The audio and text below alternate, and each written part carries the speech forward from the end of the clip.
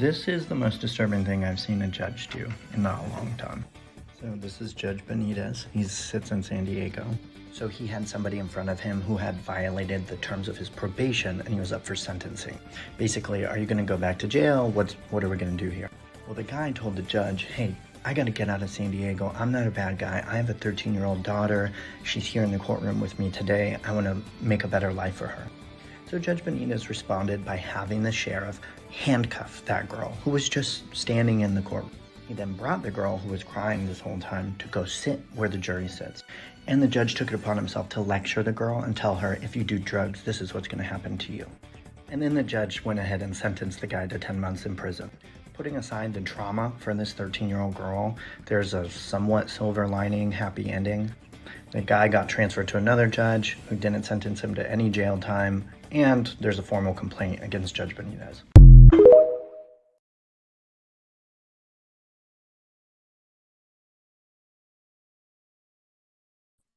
Good evening, good evening, good evening. Thank you for joining me here for Conversations with Taz, and this is our bonus episode, so we can finish up the topics that we didn't get a chance to talk to last night, because I try not to keep y'all here for the whole night.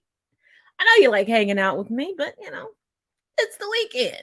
So whether you're seeing this live or later on, because I know a lot of y'all want to have weekend episodes, you do like to wait till Monday or Tuesday. But hey, thank you for tuning in. And make sure, as always, to click subscribe and click the little bell so that you're updated on any and all videos that I upload to this channel.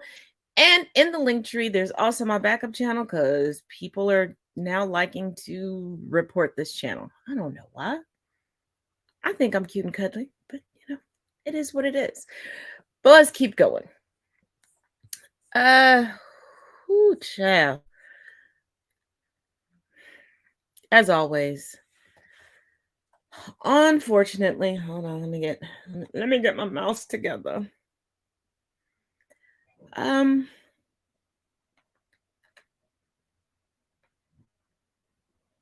Let's start with the DeSantis news, and then we'll circle back to Rachel Dolezal 2.0.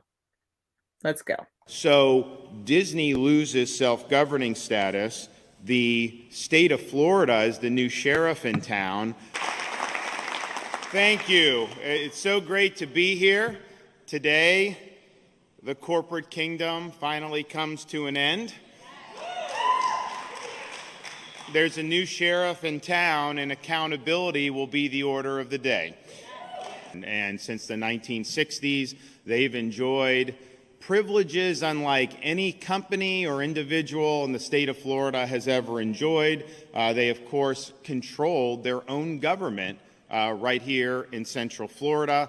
They had exemptions from laws that everybody else had to follow, and they were able to get huge amounts of benefits without paying their fair share of taxes, and even racked up $700 million worth of municipal debt.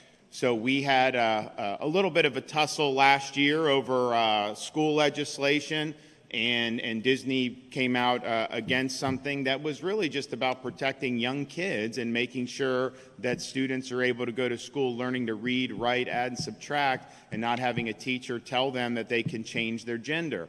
And I think most parents agree with that. But that was only a mild annoyance. I think that what we came to realize after that dust settled on that was you clearly had a movement within the corporation itself, of course, Burbank, California-based elements of it, that said it's their job or it's their goal to inject a lot of this sexuality into the programming for young kids.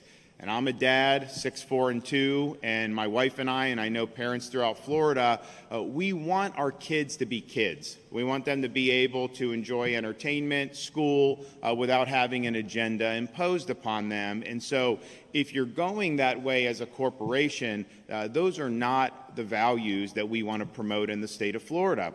We want to promote the safety of our students and the rights of our parents. And so now, we're basically, Disney's going to be treated like SeaWorld is treated, or like any of these others, and that's really the fair thing to do. So I'll be signing the bill momentarily, and that will officially end the self-governing status here in Central Florida for Disney.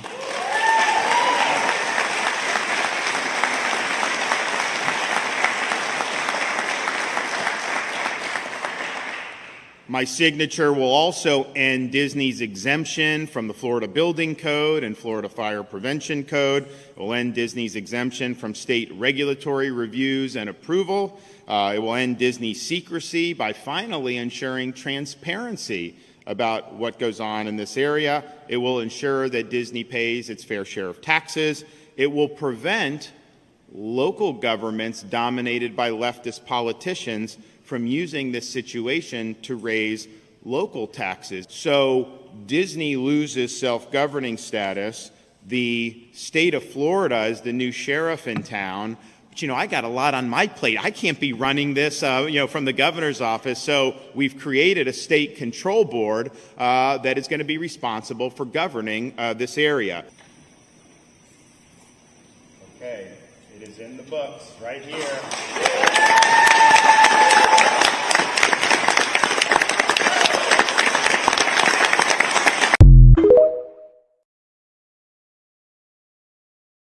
In today's episode of Ron DeSantis is an absolute bag of shit, we have this gem. DeSantis promises Florida will control Disney content. So what you mean to say is, Ron DeSantis was quoted as saying, "I think all of these board members very much would like to see the type of entertainment that all families can appreciate." And then went on to say he plans on using that board to control the content that Disney creates. But Ron, your takeover of Reedy Creek has nothing to do with what fucking Disney puts out. In fact, this little takeover of Disney that you're championing only has to do with the infrastructure on the Walt Disney World property area. It has zero to do with the company, park operations, stockholder decisions. It has nothing to do with the day-to-day operation of Walt Disney World or the Disney company. You get no say. You get nothing, sir. Good day. The fact that Ron DeSantis is out there saying that he's going to have some type of control over the content that Disney creates with its company is nothing short of fascist. And all of these big corporations that have been donating money to Ron DeSantis are watching what's happening with Disney, and they're starting to second guess exactly why any company at all would want to do business in Florida if this is what could happen to them. Especially considering Disney is one of the largest employers in the state. But bringing Ron DeShitstain back into reality, he has nothing to do with Disney's operations. Zero. None. No matter how much he wants to get on the internet and say he does. Oh man, I am very excited to see the Disney lawyers come out and just completely fucking eviscerate him. Because it's only a matter of time and it's gonna be a chef's kiss. Hey guys, this is a long video, but it's very important, so please stick around and help me boost this. Last week, we had yet another mass shooting in the United States. This time it took place in Orlando, Florida. Journalist Dylan Lyons was already on the scene reporting on another shooting that day when tragically a mass shooting broke out and took his life and the life of 9-year-old Tiana Major. Governor Ron DeSantis and Senator Rick Scott wasted no time trying to quickly politicize this tragic event. DeSantis even went as far as to blame the Orlando prosecutor, Monique Worrell, for being too soft on crime. I cannot believe they let this guy. You have to hold people accountable. This idea, and I know the district attorney, state attorney in Orlando thinks that you don't prosecute people and that's the way that you somehow have a better community. That does not work. Now what DeSantis is referring to is an arrest that was made where 4.6 grams of green substance was discovered on the scene where the suspect was at. However, the prosecutor said it was such a nominal amount and they really couldn't prove who it belonged to that it wasn't It didn't warrant any prosecution. And even if it had, it wouldn't have mattered because he was a juvenile at that time, and under state law, those records are expunged, sealed, they're not public records. So any sort of background investigation or whatever would have taken place for Florida law to buy a weapon, it wouldn't have triggered anything. But what I really want you to watch is the victims' families gave a statement today, and they tore in to Rick Scott and Ron DeSantis. This may possibly destroy both of their political careers. Pay attention and spread this video far and wide.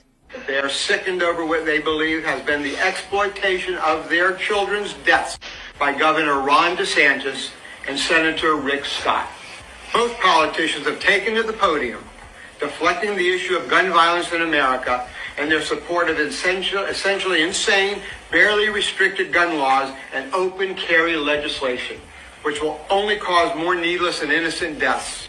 They have intentionally or ignorantly suggested others may be blamed for gun violence and the causes that led to this murderous rampage, when it is actually the belief that it is their own policies and rhetoric that enables such behavior and actions. Governor DeSantis and Senator Scott have intentionally, and with what appears to be malice, conspired with one another in a coordinated effort to paint a false narrative, defaming and somehow accusing the state attorney, Monique Worrell, for some responsibility here. Shame on them. Adjudication of delinquency by a court with respect to any child who has committed a delinquent act or violation of law shall not be deemed a conviction. Simply put, a juvenile adjudication is not a criminal conviction. One would think that a governor and a U.S. senator who used to be governor should at least know the basics of Florida law. Are they lying, or are they intentionally trying to deceive the public, or merely just ignorant? No juvenile in Florida, let me repeat that, no juvenile in Florida who has gone through juvenile courts has a conviction on their record. And DeSantis and Scott's twisting of the truth seems to be nothing more than an attempt to pervert the truth and deceive and mislead the public. Moreover, the understanding is that all the previous arrests, plea agreements, and sentencings of this murderer occurred before State Attorney Monique Worrell had ever been elected to or taken office. Easy access to deadly firearms, including people such as this killer, who was apparently legally allowed to have one, is the issue that DeSantis and Scott are avoiding and deflecting. The families have wanted the memories of their loved ones to be the focus and not be thrusted into politics of two opportunistic politicians, DeSantis and Scott, whose primary concerns seem to be about furthering their selfish political ambitions. The families believe this all smells and smacks of political opportunism by both DeSantis and Scott, and it is appalling to them. If DeSantis and Scott truly cared about these victims, then they could have not only reached out to them, but they could have been addressing the issues of gun violence and reasonable and sane gun legislation instead of avoiding the issue. Instead, they seemingly are attempting to capitalize on the death of these families' children by going after a political adversary. As such, the families have decided they cannot stand silent or idly by while they are grieving their lost ones, believing that they and their loved ones are being used as tools and political pawns by DeSantis and Scott. The families are united in their disgust over Governor DeSantis and Senator Scott as they seem to be exploiting their dead children for their own political agendas, twisting the facts as to mislead the public as to the reality of the situation. They are sickened that DeSantis and Scott have made time to take to a podium and issue a joint statement condemning the office of the state attorney, filled with half-truths and false propaganda, where they never have even reached out to the grieving families to offer condolences or any expression of sympathy, as Monique Worrell, the state attorney, or Sheriff John Mina, or Mayor Demings have. And I will also mention Mayor Dyer has as well. DeSantis and Scott have plenty of time, though, to be political showboats for the media, but not enough compassion to extend sympathy to the very families whose dead children they appear to be using for their own political gain. Both families are strong and are resolute in their conviction not to allow their children to have died in vain, or for them to be used as political pawns by DeSantis and Scott, when the true issue of sane and responsible gun laws is being deflected and avoided by these gun-loving politicians. Oh my God, that was brutal. those parents, let them have it, as they should. These politicians on the right, they have absolutely no shame. They don't care. They will use the most horrific, tragic events to further their political career. They didn't even reach out to these victims, and this is in their own state. But you know who did? Val Demings, who is a Democrat, and she's not up for re-election this year, so it's not a political gain for her. Please, open your eyes and your heart. Pay attention to what they do and not what they say.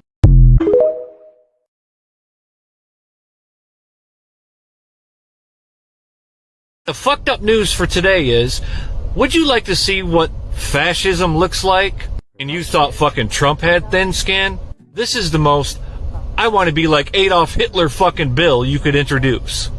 A new bill in Florida would require bloggers writing about Ron DeSantis to register with their state or be fined. Anybody getting paid to write about Ron DeSantis would have to register with the State Ethics Commission or be fined. Nothing screams I want to be a fascist like, attacking the free press. Well, not only do they want to ban the Democrat Party in Florida, they want to attack the press. So if you're a reporter or a news organization or a blogger or anybody, if you write about Ron DeSantis, you're going to be fucking fined if you don't register.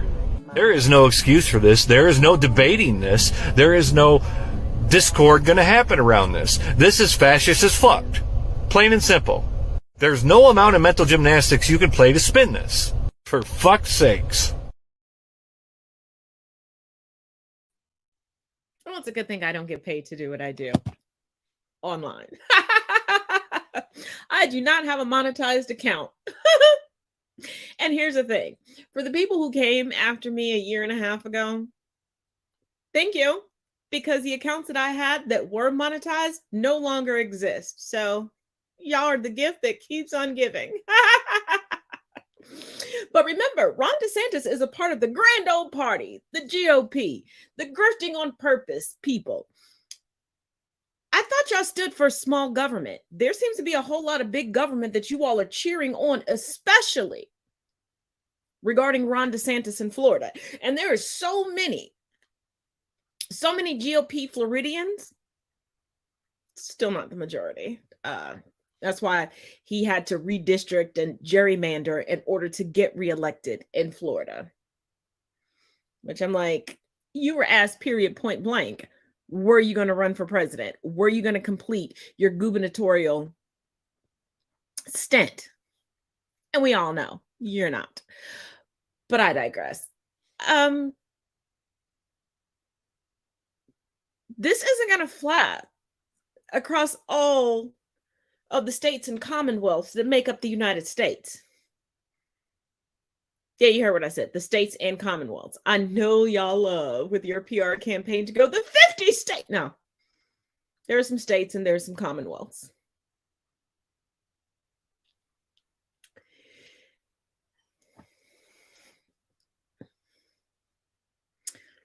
Now, before we get to the whole black fishing scandal, we have more GOP pretenders.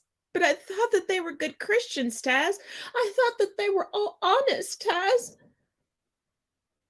Who told you that? Who told you that?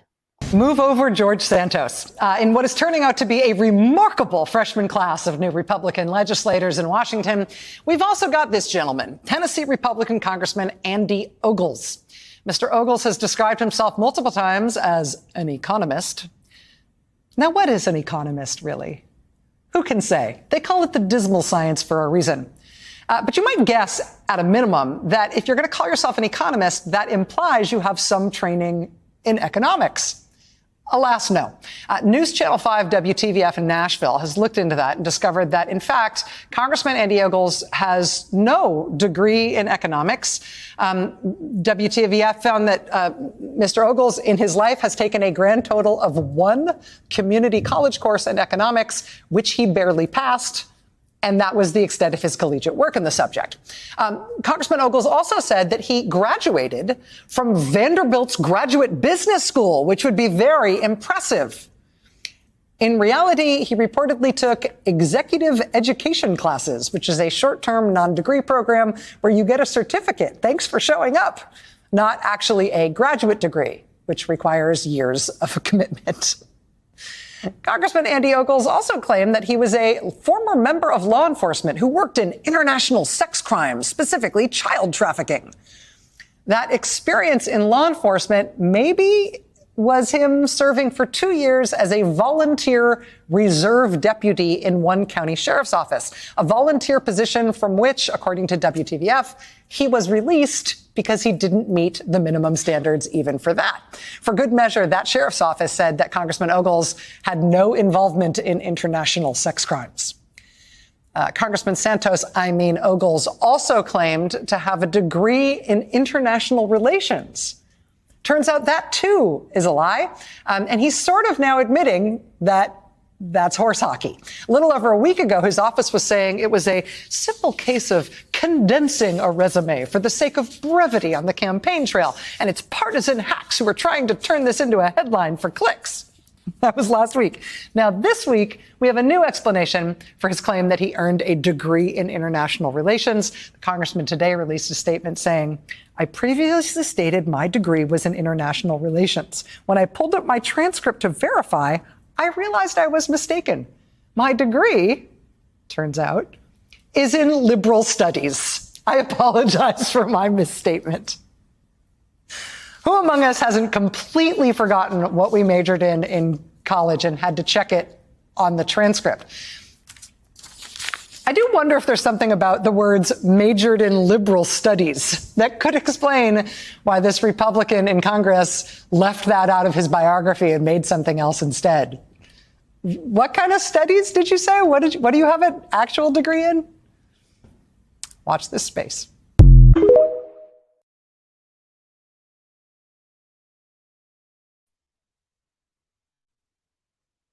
So we're up to what, 5 that were elected that we know lied. We know about, I lost count of how many were not elected that blatantly lied about their resumes, their credentials. This is the second one with Herschel Walker that I can recall. Correct me if I'm wrong in the comment section, that lied about having a law enforcement background. And we know how much the GOP sycophants love anybody with any type of policing background or military background. So it makes you wonder once again why Ron DeSantis keeps trying to hide his background in education as well as his background in the military. I mean, we already went over that, but you catch what I'm putting down. Now, let's get into the latest case of blackfishing in real life. We're going to talk about it on the other end. I know I've touched on this phenomena on TikTok in a few lives. We'll probably dive into it again in a back and forth on TikTok after this podcast, but let's get into this latest Rachel Dolezal. What in the Rachel Dolezal is happening here? Raquel Avita Saraswati, aka Rachel Elizabeth Seidel, is a diversity executive in Philly who recently resigned from her role as the Equity and Inclusion Officer at AFSC. This comes after allegations that she misrepresented her Arab, Latin, and South Asian heritage, and there is even speculation that she darkens her skin tone deliberately. She is accused of cultural vulturism, a practice in which an individual represents themselves as having a culture other than their own. Raquel is standing by her identity despite her family confirming that she's of German, British, and Calabrese Italian heritage. And the deception cuts deeper because she actively works with the minority communities that she claims to be from. What do you think?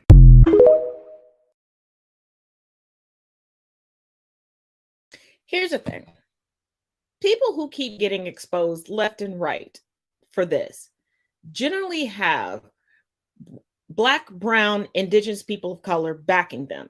The same people that you will see in real life and in the social media stratosphere, reminding people to not conflate nationality, ethnicity, and race, but they will do it for the sake of this person that they will tell you is doing so much for the community. Now, two instances we see people working with the communities they claim to be a part of, but mostly you see people culturally vulturing to sow discourse. Usually, generally, it's these people will fake it to never make it, to just argue with women of color, to just be able to dox women of color, just to be able to talk shit about women of color. But these are the same people that will tell you white privilege, white fragility doesn't exist, all these different things.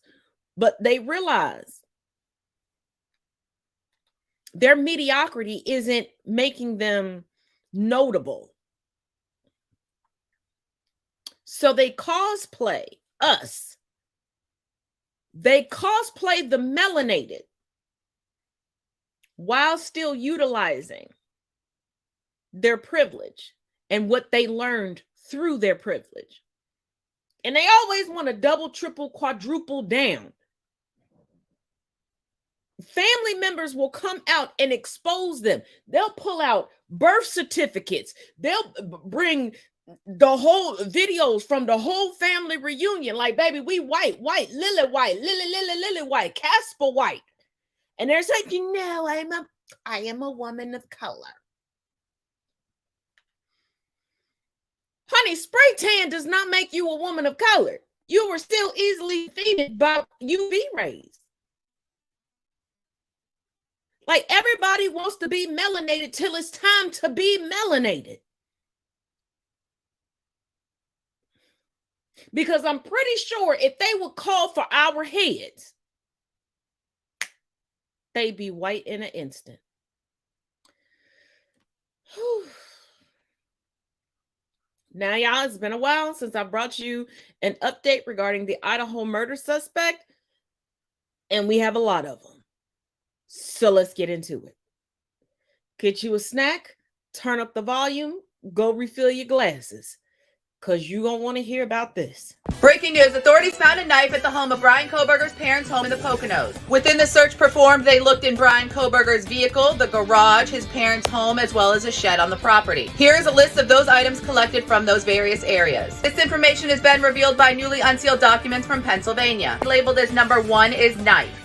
In addition, if you look at number 4, they also took a GUN. Number 5 states that they took a Smith & Wesson knife. If you look at number 14, it states that they took 3 mags for a GUN. Number 16 states that they took a black face mask. 18 and 19 state that they took a black hat and black gloves. They also listed what they collected from the vehicle of Brian Kohberger. They took a door panel, headrest, a seatbelt, and a seat cushion. Additionally, they took a visor along with brake and gas pedals. Lastly, they took band-aids, maps, and other documents. I'll keep you guys updated. What do you think? Drop in the comments. Breaking news, here is a list of every item collected from the home of Brian Kohberger's parents. A knife, a book with underlying on page 118, AT&T bill for Brian Kohberger, a Glock 22, a Smith & Wesson pocket knife, a folder containing vehicle paperwork, an Acer laptop, a green leafy substance in a plastic container, documents, a green leafy substance in a plastic bag, books, a black face mask, a prescription, and black gloves. Black hat, 1 black mask, personal identifying documents, New Balance shoes, dark colored jacket, dark jackets, dark colored shirts, dark colored pants, clear plastic gloves, laptop with damage, record of sale of a GUN, an item photographed but not taken, note in desk, criminal psychology book, documents, an extra-large Columbia fleece, hand drawing, 10 non-legible gloves in a box, various criminology books, a license, and a card. Dark colored hats, black gloves, motherboard, Washington State University paperwork, a note from Brian from Montana, medical documents, court documents, a note to dad from Brian, colored spiral notebook, dark colored clothing, HP all-in-one computer, dark clothes in a laundry basket, tailor cutlery knife with a leather sheath, 4 buckle swabs, 2 pairs of dark colored boots, and 1 bound pair of boots. I know the handwriting was very hard to read. I hope this clarifies things. I'll keep you guys updated. What do you think? Drop in the comments. Breaking news. Newly released documents reveal that they not only found a knife at the home of Brian Kohberger's parents in the Poconos, but they also found a note written from Brian Kohberger to his father. As you can see labeled number 50 on the collection sheet, it is a note to Dad from Brian. I have an entire video posted on what they collected on page 1, so I will be starting on page 2. As you can see labeled number 21 is a pair of New Balance shoes. Brian Kohberger's father was photographed wearing New Balance shoes on multiple occasions. They also took a lot of various items. Pause to read. On page 3, if you look at number 46, they collected a note from Brian from Montana. If you would like to read the other various items on the page, pause to read. As you can see, labeled number 57, they also collected a Taylor cutting knife with a leather sheath. It also states that they collected 4 swab samplings. They did not specify who the individuals were. However, we do know on information released prior that one of them was Brian Kohberger. I'll keep you guys updated. What do you think? Drop in the comments.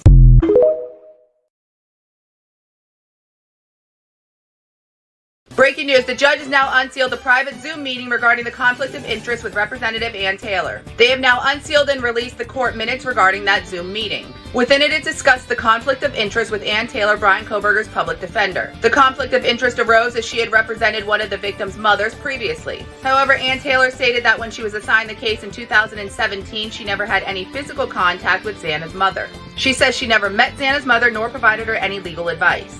Ann Taylor went on to state that her name is on all of the public defending documents whether she is representing the individual or not.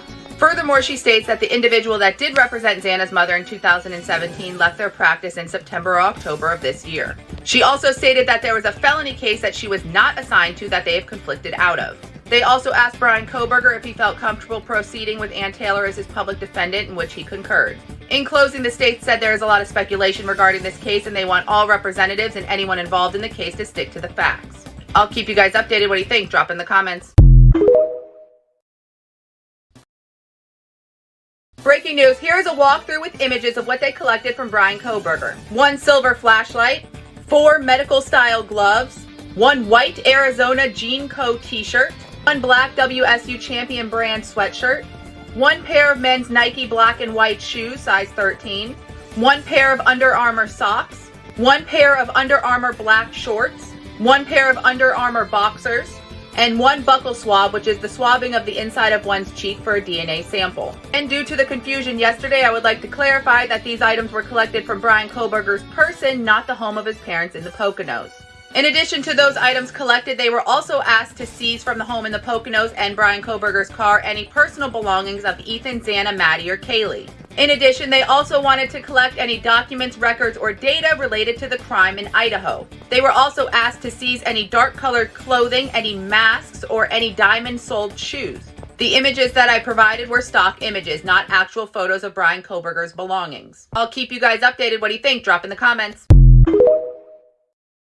Breaking news, they have now unsealed Brian Kohberger's response to amend or change the gag order. The response filed was 18 pages long.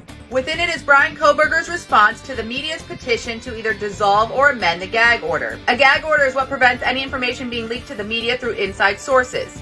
Here's the response from Brian Kohberger. Brian Kohberger appears now to argue on his own behalf that no such hearing is required to enter an order that merely reflects long-standing rules of professional conduct, and that the no comment order in this matter is appropriate given the level of media scrutiny. The rest of the document goes on to provide examples from other cases as to why they should not amend or dissolve the gag order. I'll keep you guys updated. What do you think? Drop in the comments.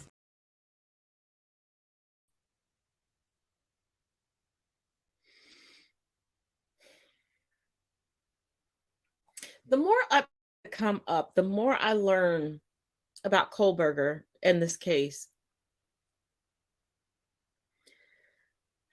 I'm getting the same vibes that I got with the Richard Alexander Murdaugh trial.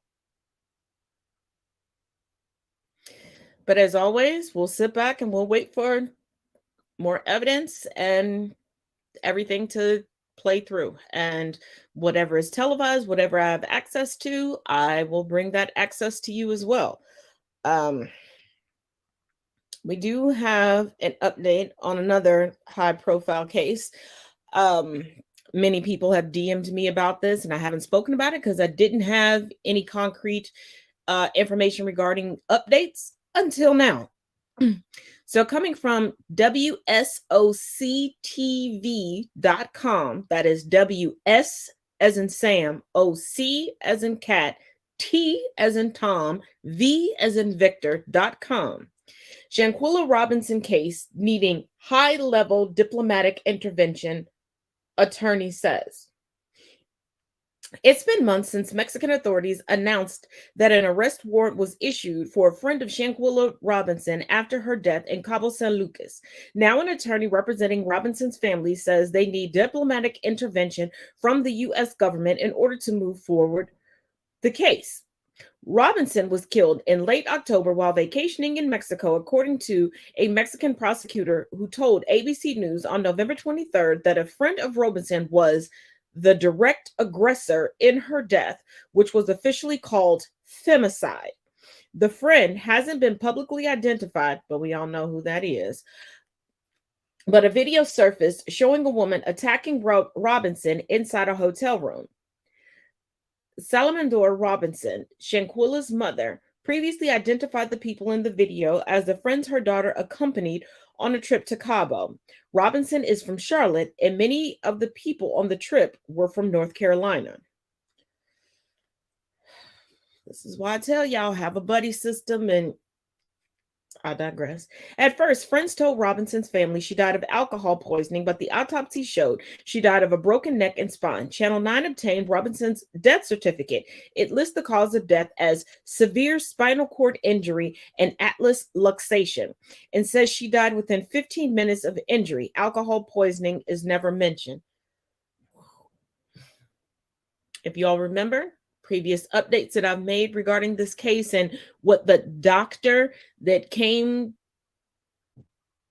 to the room said that they did. Channel 9 checked with the Baja California Sir Attorney General Daniel De La Rosa Anaya in January, who said that Robinson's death investigation was ongoing. De La Rosa Anaya said his office is working with U.S. authorities. His investigators asked the U.S. for interviews with the other people who went on the trip to determine if they should face charges as well. On Wednesday, Channel 9's Joe Bruno sat down with Sue Ann Robinson, the attorney who's representing the Robinson family after she returned from Mexico, to see where the case stands. Editor's note: there's no relation between the family and their attorney. The attorney said one of her biggest takeaways is how difficult it is to get information and make inquiries about the case in Mexico. Take an interpreter with you.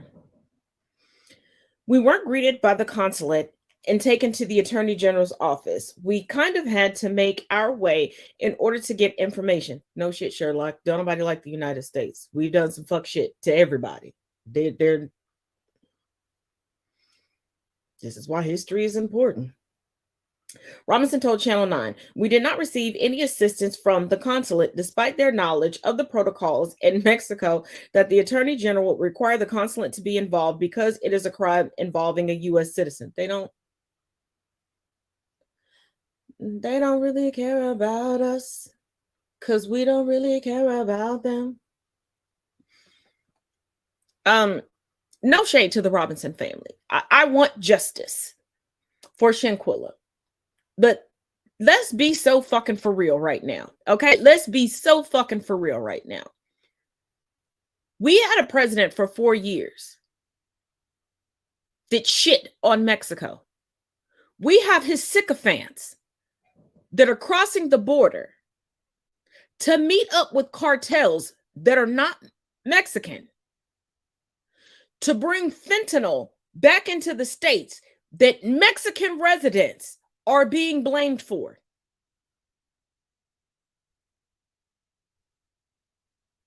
You have people from the United States of a certain complexion going over and being so entitled. You have people from the United States moving to Mexico, being so entitled and going on to social media, denigrating the citizens of this country. Let's not forget, Texas just celebrated their independence because they broke away, and they're so proud of breaking away from Mexico because Texas wanted to continue to own slaves.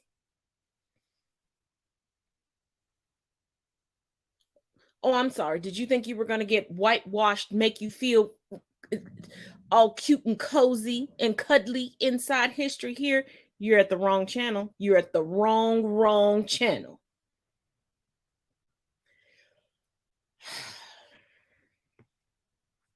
But let's break this up with some humor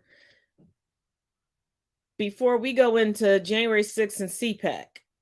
Yes, they're going to be back to back. Let's laugh, y'all. As you can see, I'm not bothering anybody. I'm laying in my cage. And my mom just comes over and starts complaining about me pulling these pillows into my cage. So I leave, and I'm over here just resting. And she's like, doesn't my head hurt? Why is she bothering me? Yes, my head hurts because you're bothering me. So I move my bed again, get a little more comfortable. Here she comes with this dang camera again. So I pretend to be asleep. She thinks my neck hurts when it's really just my head hurting because she won't leave me alone. This time she's still complaining, but I'm using the pillow, so like, what do you want from me? Get that camera out of my face. And the feng shui was off, so I was trying to readjust my living situation, and here she comes again with this dang camera. Then I realized since she was just gonna keep messing with my feng shui, I would just look at her and then look away. Maybe she would also leave if I looked away. I moved my bed again because I kind of missed that little table situation, even though she was complaining. Got a little closer to my cage, but didn't quite like this position. My neck was hurting, but I didn't want her to know that. I finally decided to just lay there and look pitiful. Hopefully, she would just go find something else to do. She really needs a job. She really needs a hobby. She needs a life.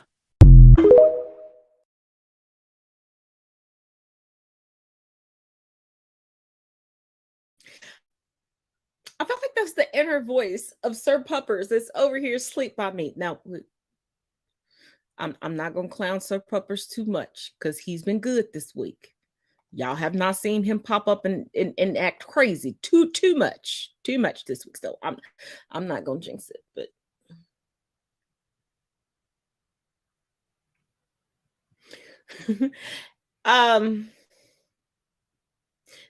before we move on to the next stories, if you know anyone from the Asian community that would like to come on and join a panel, I do realize that at the SAG Awards, the Asian community was made to feel very uncomfortable because of what they had Mark Wahlberg do. So I do not want to speak over the Asian community. I do have the clip. I do have some commentary regarding it from other members of the Asian community. So tell them to hit me up. Let's sit down and talk about it. But let's get on to CPAC 2023. And just so y'all know, Nick Fuentes, he got kicked out, y'all. Not just from CPAC, but also from his hotel. Ew. I was a January 6th political prisoner. I got out in October. This is the first time I was able to. Thank you, guys. It's my first time I was allowed to travel since January 6th, and I thought, what's a better place to come to than CPAC? So now they're letting in members of Antifa to CPAC and cheering them on and calling them heroes? Weird.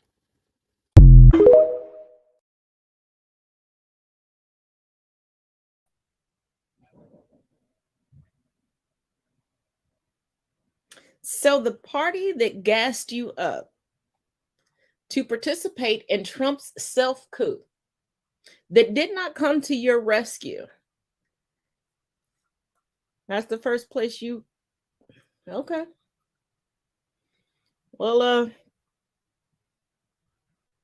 since he admitted he was involved in January 6th because he's not a political prisoner. You broke the law, bro.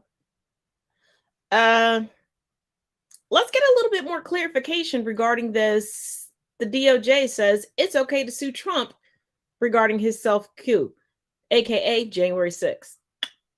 Breaking news. The Justice Department says it's okay for Capitol police officers who were injured on January 6th to sue Trump for damages. So what's going on here? It all started 2 years ago when 3 lawsuits were filed against Trump, alleging that he incited the violence that took place at the Capitol on January 6th. Trump's lawyers have tried to get these suits dismissed because the Supreme Court has said that the president has absolute immunity from civil lawsuits from any official action taken while in office. The reason for this immunity is that the president would be bogged down with an endless stream of lawsuits if citizens were allowed to sue. Trump was still president when he made this speech before the January 6th riot, and he argues that addressing the public was a part of his official actions. But the Department of Justice disagreed. They just told the court that no part of a president's official responsibilities includes inciting violence, meaning they think he's not immune. Now, why is the DOJ even involved here? DOJ is who normally defends the president in lawsuits that arise out of official actions, even if that lawsuit carries on after they're not even president anymore. Biden's DOJ is actually still defending Trump in one notable lawsuit, where a woman alleges that Trump raped her 25 years ago and then lied about it while in office, thus defaming her. But the DOJ said that they're not helping here because incitement wasn't a part of his official actions. Importantly, the DOJ is not the final decision maker on this. The headlines here are a bit misleading. The DOJ just gave their opinion. A federal appellate court will still have to decide whether Trump is immune or not.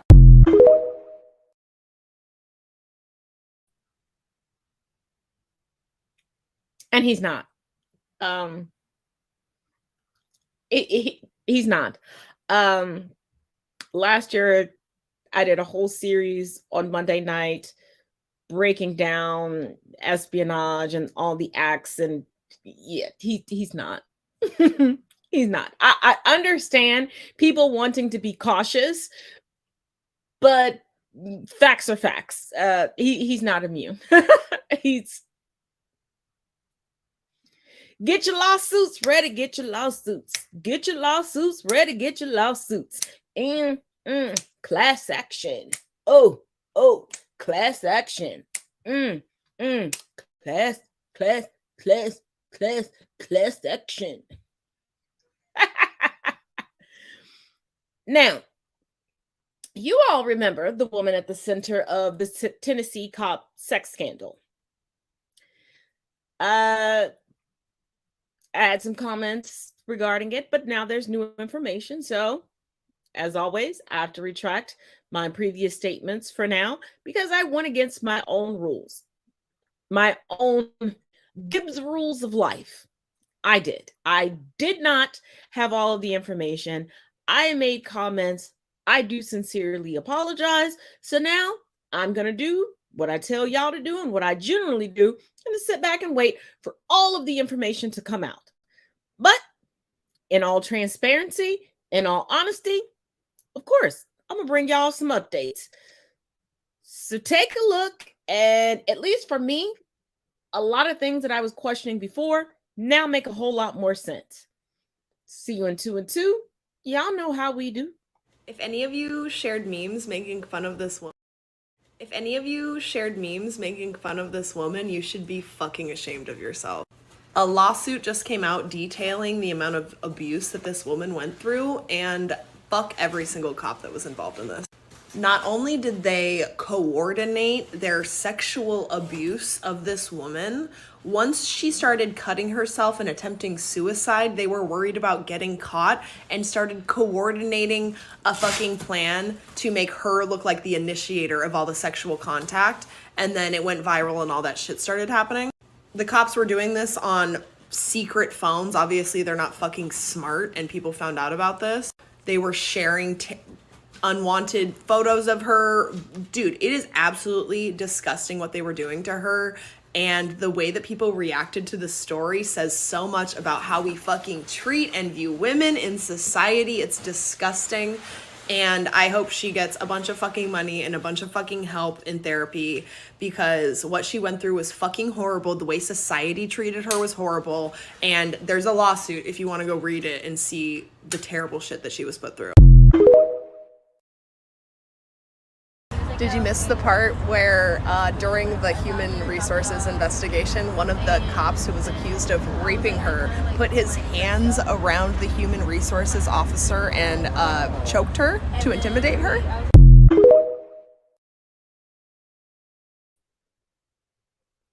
Once again, before I read this article, I have to give out my sincere apologies. I made some rash judgments, and I should have known better, because what I've endured in my own life.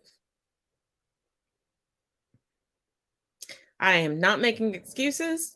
All I can do is offer an apology. And from this point forward, stick to what I normally do. I wish I could tell you why I stepped out of my normal character. Actually, I do know why I stepped outside of my normal character. Those of you all who follow me on other social media platforms, you know where I ended up for 7 days, but that is not an excuse. It is not. an excuse. I should not have taken out my anxiety and my woes on someone else, knowing how detrimental that could be. So once again, all I can do is express my sincere apologies and make sure that I honestly and earnestly and fully cover this moving forward as I have reputable updates. Now, as much as I do not like this publication, I did read this over a couple times. Here we go. Coming from the NewYorkPost.com, NYPost.com, Tennessee cop Megan Hall breaks her silence after being fired over sex scandal. I did say no. And please know when I put up quote, I'm just showing you that that's what's in the article. I'm not being facetious.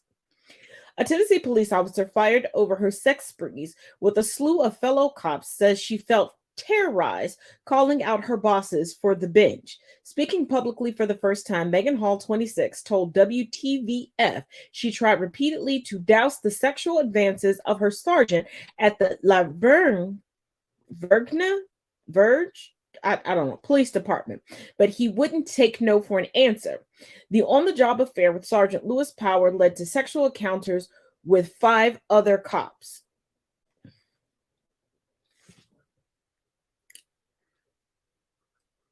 You know what? This sounds very similar to my research into sex trafficking and talking to former victims of sex trafficking. A lot of the people are captains, sergeants, lieutenants within the police force. But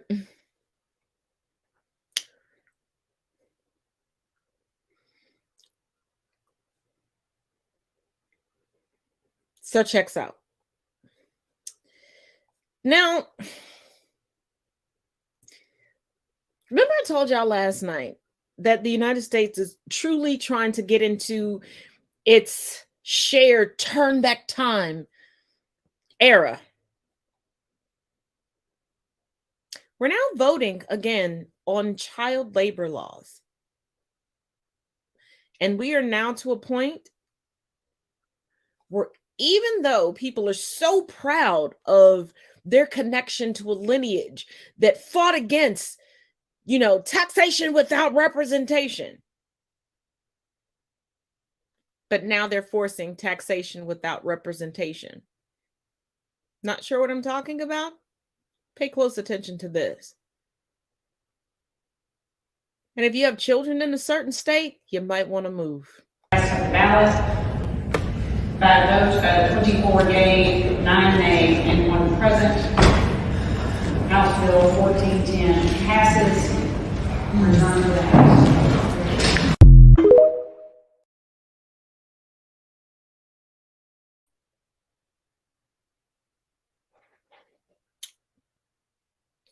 Yeah.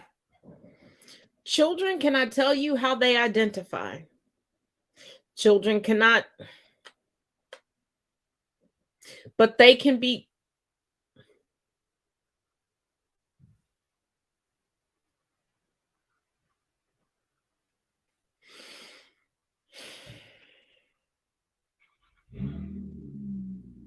You know what? Let's go on and discuss this United States TikTok ban that is making the rounds. And some people are freaking out and some people are not.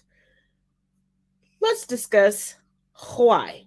So a bunch of people messaged me to ask if TikTok was going to be banned. Of course, I don't know for sure. I do feel like... I read the bill, and what this bill does is gives the President of the United States the authority to ban TikTok.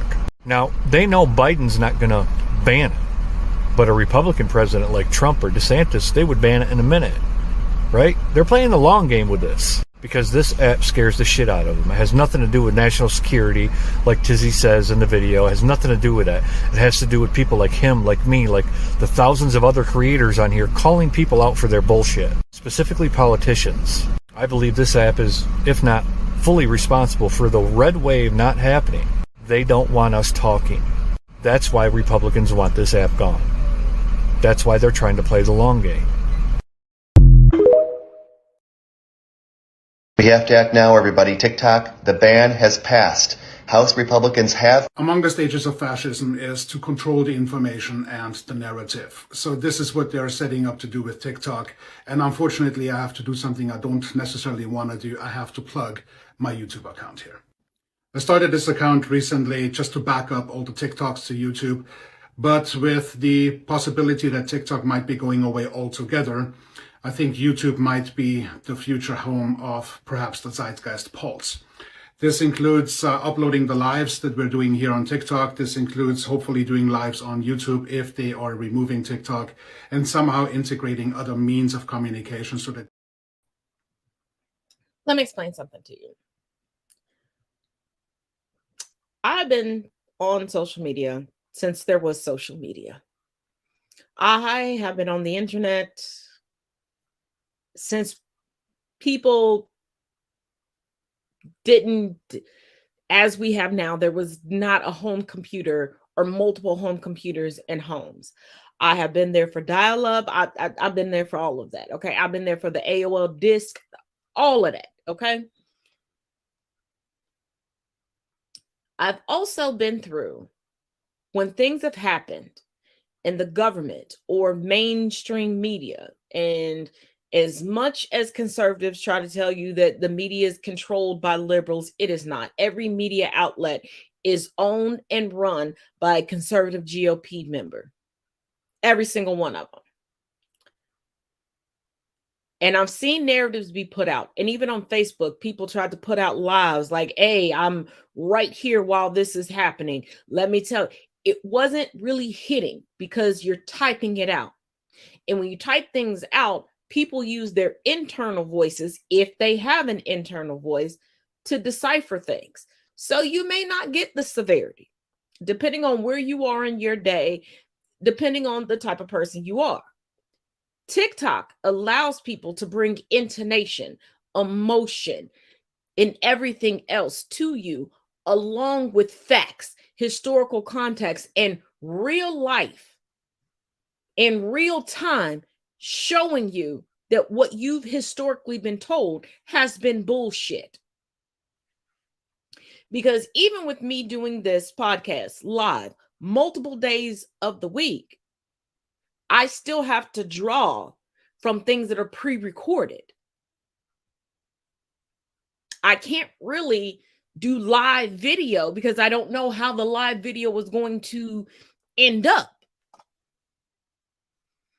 And even in times where I've done live reviews of shows and things like that, social media platforms shut that shit down expeditiously.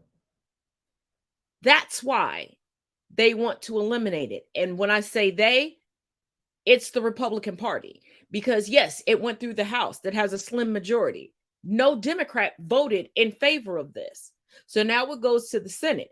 And we know Biden isn't going to be like, yeah, let me sign off on this. Biden doesn't care about the truth getting out.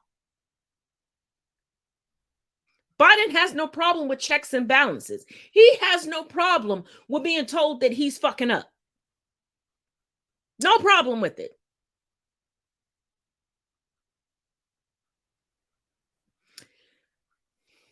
But you know who does?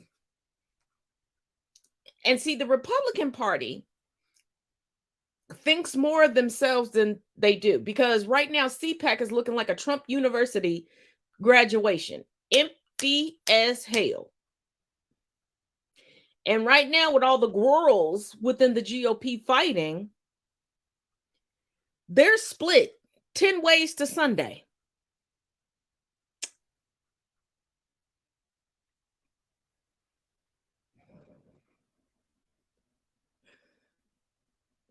And they're consistently splitting themselves even more. Because let's not forget the heightened evangelical presence. And we have Mr. Peterson online in the wee hours of the morning fighting with the Pope. Take a look.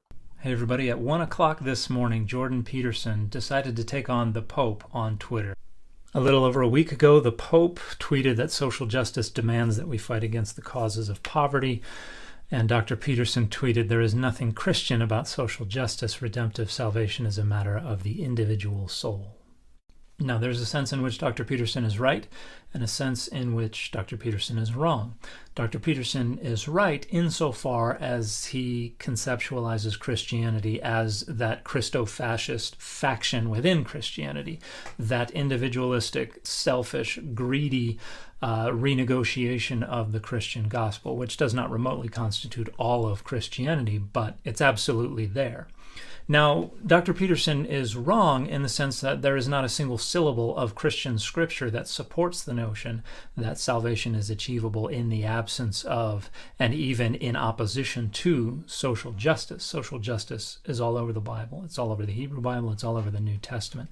The gospel authors repeatedly represent Jesus as condemning a refusal to engage in social justice. So while there is absolutely a Christo-fascist faction within the broader world of Christianity that thinks this way, that thinking is a direct rejection of the gospel as presented in Christian scripture. It's just contemporary right-wing authoritarian identity politics.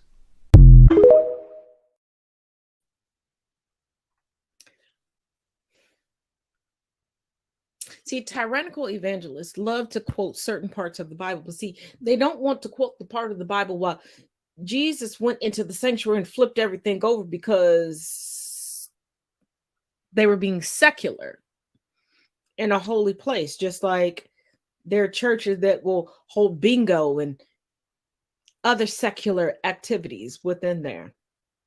And a lot of people, especially within the United States, this is why I say religion within the United States is so bastardized, it is ridiculous. But they want to condemn other countries for their views on religion and how they want to live their life, how hypocritical and how...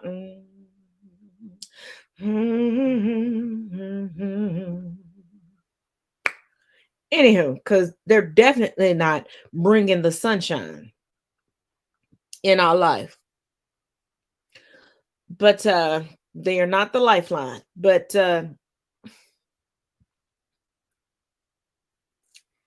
you're going to say that you can't stand for social justice because it's individualized, where Jesus didn't stand for individualism. But I want y'all to Google something for me so you can understand a little bit more about Jordan Peterson and other people that are like-minded with him. Just Google Jordan Peterson Grandma Dream. Jordan Peterson Grandma Dream. I would read it to you. I would go into detail, but people are already reporting me for copyright infringements when I'm not using any copywritten material. But if I talk about that, I am going to get flagged every which way to Sunday. But go ahead and do that. And then get back with me tomorrow night.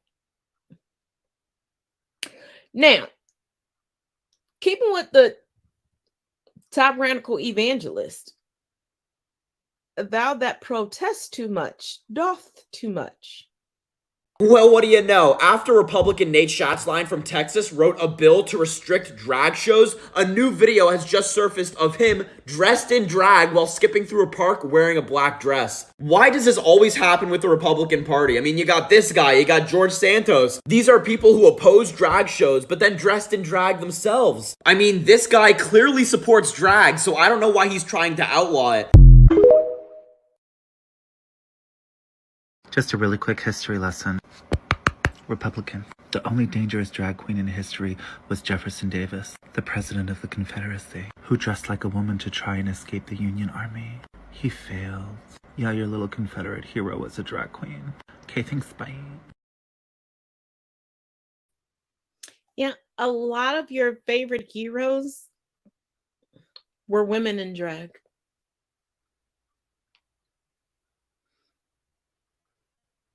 Y'all are so up in arms, but y'all still play Mulan for your kids. But anywho, we still have more to get through, but we still have the Sunday sit down. So I will see you all tomorrow for the Sunday sit down. And like I said, give me a moment or two, and then I'll see you over on the Ticker Talk to continue talking about the phenomenon that is blackfishing. And as always, each one teach one, each one reach one. Y'all be blessed. And y'all always never digress, always progress.